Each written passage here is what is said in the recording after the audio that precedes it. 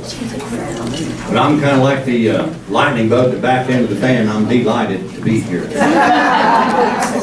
And I'm looking around, you know, I don't know how this happened, but we all got old. And it's kind of funny because used to when I was younger, I'd sneak out of the house to go to parties, and now I sneak out of the parties to go to the house. But I know how it is with teaching. Well, as soon as I get this capo out of my pocket, I have something else in there. I taught elementary school, so if you teach elementary school, you have a timer. I have a certain amount of time here, so I'm going to put my time on there. And when it's up, this thing starts beeping at me, I'll know I better solve this thing off. So, anyway, it's really good. See, I used to live in Aurora, then I lived in Monette, then we moved to Webb City. But Webb City's about an hour away, and it's wonderful because when I go to a place like this, I always do the same thing. I go to Walmart and buy me one of those big blue pieces of chalk, and I get a cooler full of ice, and while I'm driving here, anytime I see a dead animal on the road, I stop the car, and I put a big old blue circle around that dead animal. That way, when I get done, I'm going home tonight, or after this, then when I see an animal, he does not have a circle around it, I know he's fresh.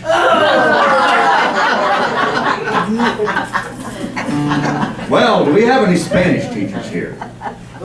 No Spanish teachers. Well, that's probably a good thing. Because I'm going to sing this song. It has a little bit to do with Spanish because, see, I took Spanish in high school. I was really good at it. It was my favorite class and my favorite teacher and all that stuff. But it's been a long time. So I decided I'd learn this song. Some of you might know it. It was a famous country song about 25, 30 years ago. And this guy would sing his first verse in English, and he'd sing the second verse in Spanish. And I finally got around to learning how to sing the second verse in Spanish, and I figured since this is a bunch of teachers and all, you might be impressed with the way I remember my Spanish. Yeah. But it is a real song. There.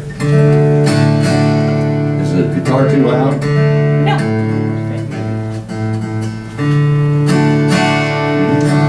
It's called Before the Next Teardrop Falls. Some of you may remember it.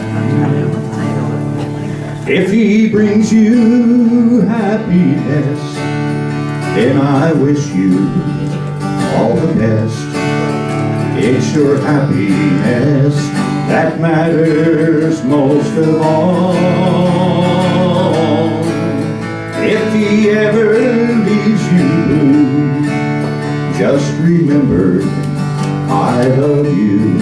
I'll be there before the next teardrop falls.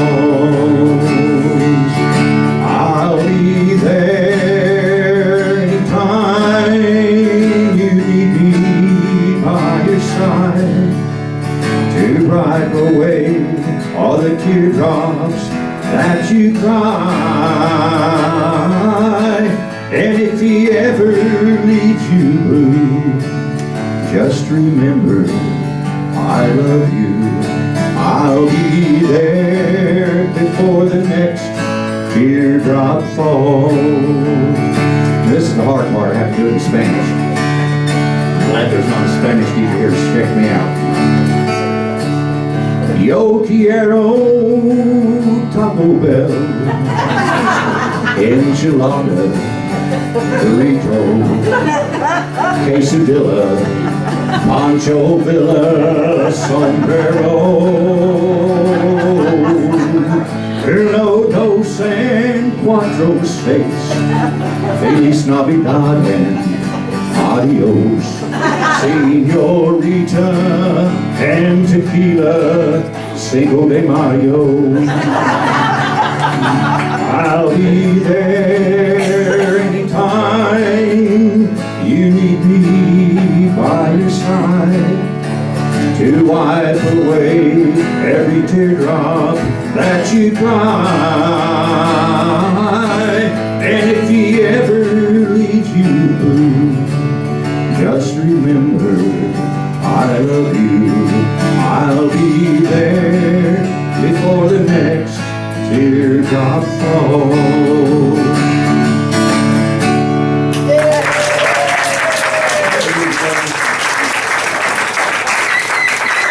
Sometimes people tell me that's the first time they've ever understood Spanish. I'm proud of that. I brought my wife here today. That's Eileen back there. I'm recording this today just for the heck of it, because, you know, one of these days I won't be around and they can play something like this at my funeral and maybe perk things up a bit. So anyway, I brought her today, and we were sitting in the living room a couple nights ago and watching TV, and she said, I think I'll have a pan of scrambled eggs here. And I said, scrambled eggs? I can cook you some scrambled eggs. Just stay seated. I'll cook those eggs for you. And I got over there to the stove, and she followed me. And I got the pan out, and she says, that's the wrong pan for scrambled eggs. I said, oh, all right. So I got a different pan out and put it on the stove. She said, better use the other burner, because this one's too big. That's a little burner and a little pan there. And so I got the egg out and started cracking it in the pan. She said, don't put it in a pan first. You got to put it in a bowl in case there's blood in it or something. And besides, you have to pick out that little white thing, the little chalaza, you know. It's just stuck in my teeth. I don't like that. So I did that, and I put it in the pan, and I started putting pepper and salt in. She said, no, you can't put pepper and salt in now. You got to do it afterwards, because that way I can determine how much it needs to do. I looked at her and I said, what is going on? I know how to cook scrambled eggs. What are you doing? She says, well, I know. She says, I was just trying to let you know how it feels when I try to drive.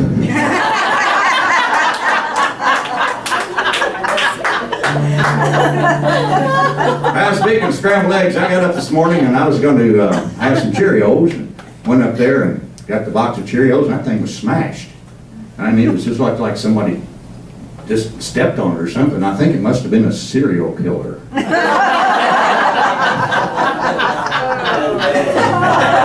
bad lady here, listen.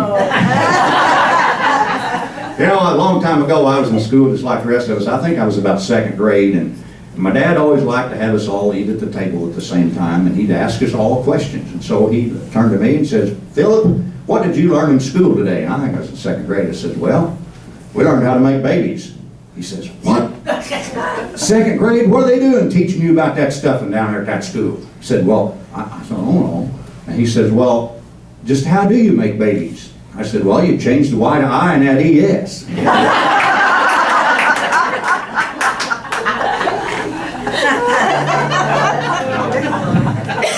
Told you it wasn't any better. A little better? All right. Well, anyway, we live down in the Ozarks, and we're very close to Arkansas, and this next song I'm going to sing is, I don't think you could make this up. I think it probably had to actually happen, because I can just see that some old hillbilly woke up in the morning one day and rubbed his eyes and started counting on his fingers and thought, oh no, this can't be happening. It sounds funny, I know, but it really is so.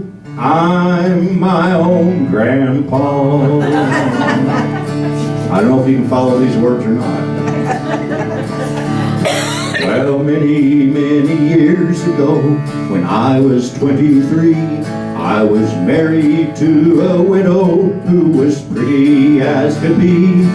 This widow had a grown-up daughter who had hair of red.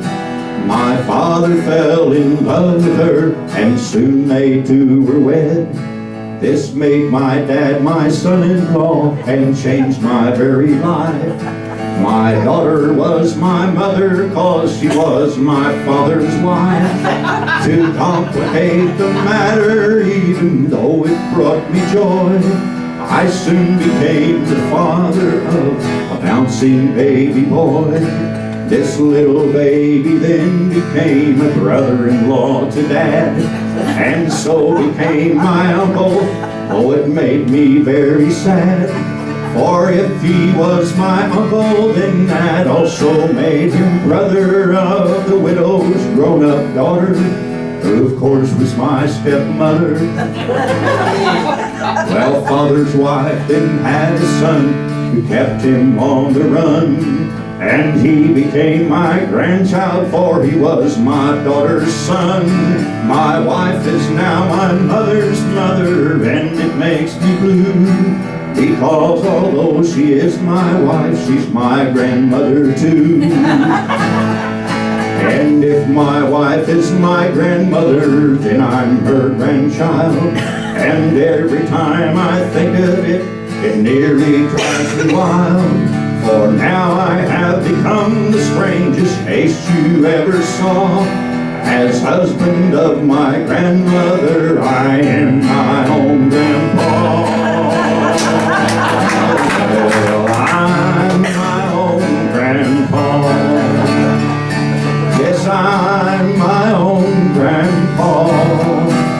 It sounds funny, I know, but it really is so.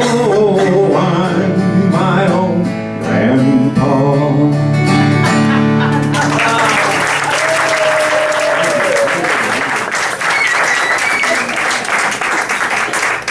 Close to Arkansas, aren't you? Just walk a few miles south and you step in it. Yeah, don't ask me how I remember those words. I just don't think about it. You just memorize them and then blow them out, and that's the way it goes. He was talking about money over here. If you live to be 100, you need more than money. But I have a way that you can make some extra money. It's really simple. All you have to do is get yourself 50 female pigs and 50 male deer, and right there you have 100,000 bucks.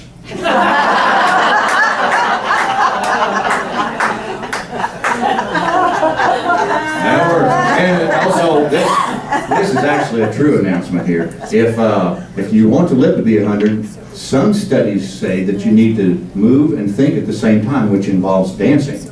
And if you want to dance, you like to dance, you don't like to dance, you want to learn, well, you go down to Stella tomorrow night. I'm playing down there at the Stella Senior Citizen Center. And we sing mostly country and old rock and roll stuff, but a lot of two-stepping and things like that. No alcohol, no smoking. So anyway, down to Stella tomorrow night at 7 o'clock. And I'm my own grandpa, but I'm also a regular grandpa, and I was sitting in my easy chair a couple of days ago, and my grandson came up to me and said, "Grandpa," I said, "What, Calvin?" He says, "Can you make a noise like a frog?" I said, "Well, yeah, I think I could." He says, "Well, good." I said, "Why?" He said, "Well, because Grandma says we get to go to Disneyland when you croak."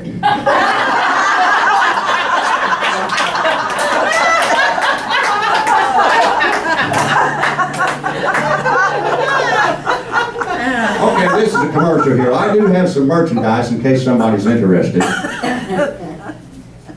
I have this joke CD, 45 minutes of jokes, like you're hearing. I have this joke CD, completely different jokes, like you're hearing. I have a joke book. And I also have about an hour of silly songs and banjo picking. CDs are $5 a piece, and the joke book is $1. If you buy a CD, you get a free joke book. So, anyway, what a deal. The reason it's such a deal is because, you may not know this, but one of these CDs is a million seller. I got 1 million of them in my cellar.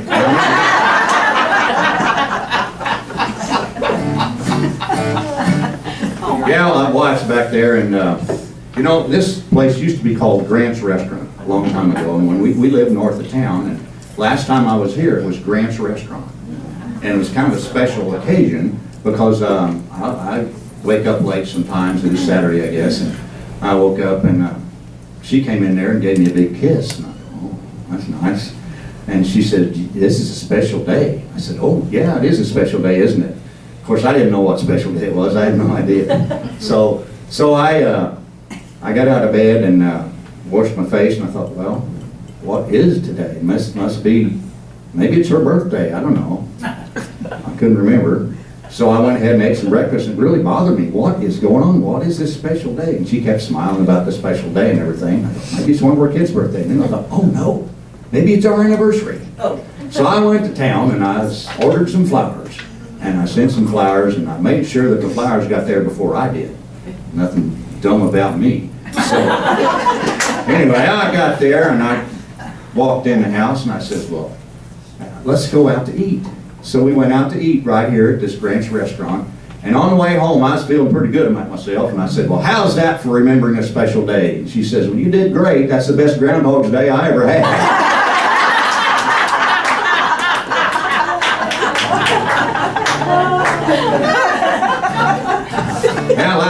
last night I dreamed that I died and went to heaven, and I could look down. And I saw Eileen over there. She went down to the newspaper office. She walked in kind of sad, and that fellow friend says, "May I help you?" She says, "Well, I'd like to place an obituary." And he says, "Well, what would you like the obituary to say?" She said, "Well, I would like the obituary to say, Phil died." He said, "Well, Phil died, that's just 2 words." She said, "Well, I know it's just 2 words, but I don't want to spend any money." So he said, "Well, that's all not a problem. You get the first 5 words free." She says, "Okay then, Phil died, guitar for sale."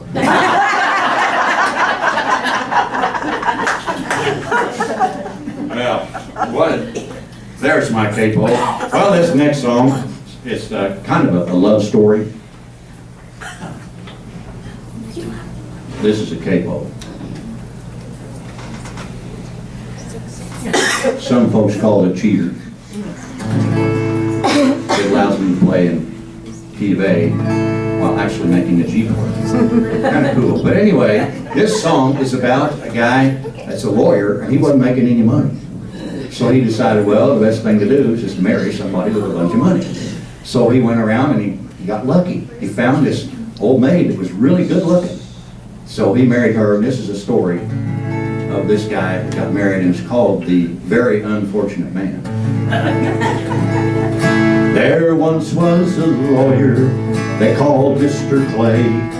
He had a few clients, but they wouldn't pay. So at last at starvation, he grew so afraid that he courted and married a wealthy old maid. At the wedding, this lawyer made one big mistake, but it wasn't omitting the wine or the cake. The rings were well chosen, they had a big fee, but the lawyer did not get a warranty deed. He's a very unfortunate, very unfortunate, very unfortunate man. He's a very unfortunate, very unfortunate, very unfortunate man. That night in her chamber, the lady arose, and thus she prepared to retire and repose. As her husband sat near her, admiring her charms, which gave him great pleasure to hold in his arms.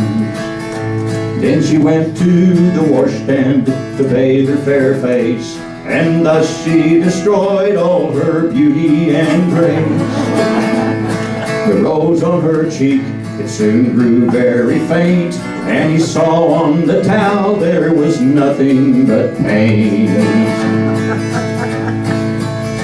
Then she went to the mirror to take down her hair, and when she had done so, her scalp was all bare. She said, "Don't be frightened to see my bald head. I'll put on my cap when I get into bed." So she hung her false hair on the wall on a peg. Then she proceeded to take off her leg. Her trembling husband thought sure he would die when she asked him to come and take out her glass eye.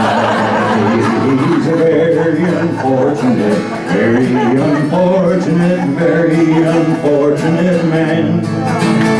He's a very unfortunate, very unfortunate, very unfortunate man.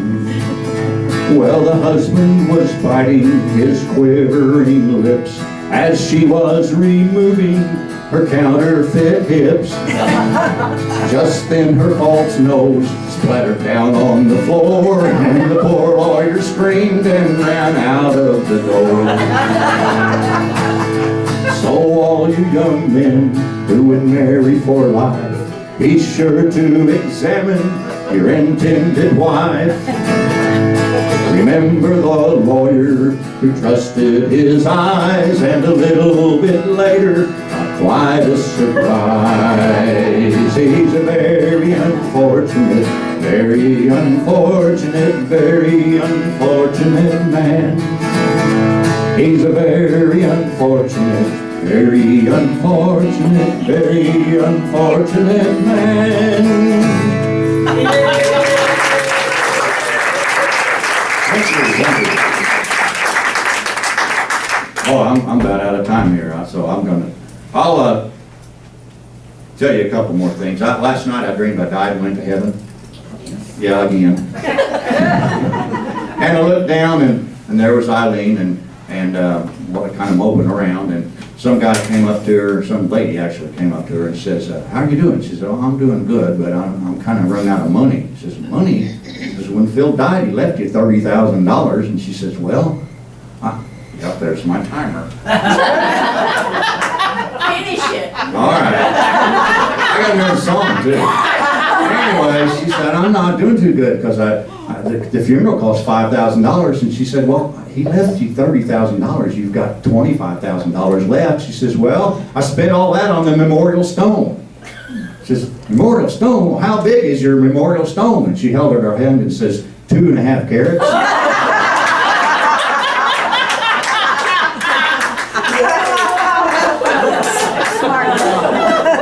There you go. Yeah. I went to the doctor last week and he examined me and he says, well, I got some good news and I've got some bad news. I said, well, okay, give me the good news first. He says, well, the good news is you're going to have a disease named after you. That doesn't sound good. He says, I said, well, what's the bad news? He says, well, you don't have long to live. I said, well, how long do I have, Doc? Just give it to me straight, I can take it. He said, all right, 10. He says, 10, what? 10 weeks, 10 years, 10 months? And he says, 9, 8.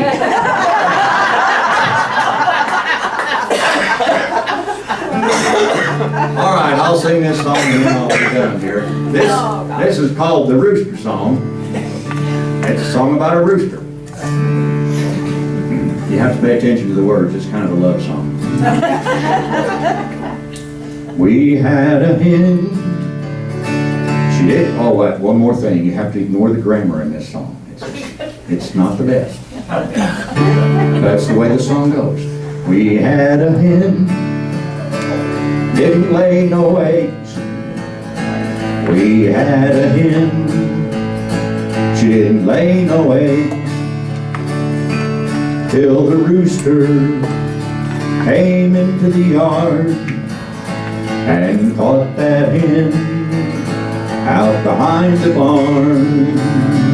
She's laying eggs now. She's laying eggs now. Since the rooster came into the yard. She's laying eggs now. She's laying eggs now. Since the rooster came into the yard. We had a dog, didn't have no pups. We had a dog, she didn't have no pups.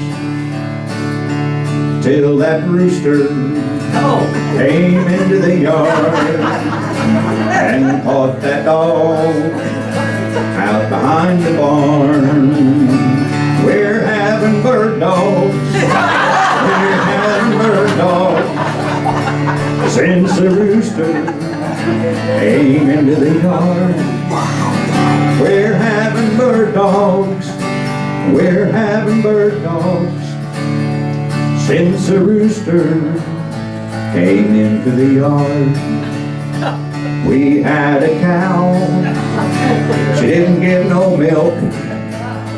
We had a cow, she didn't give no milk. Till that same rooster came into the yard and caught that cow out behind the barn. We're having eggnog. We're having eggnog. Since the rooster came into the yard. We're having eggnog. Yeah, we're having eggnog. Since the rooster came into the yard. I had an aunt. She didn't have no kids. I had an aunt. Don't get ahead of me now. didn't have no kids, till that rooster came into the yard and caught my aunt out behind the barn. We're having fried rooster, we're having fried rooster, since the rooster came into the yard. We're having fried rooster, we're having fried rooster, since the rooster came into the yard.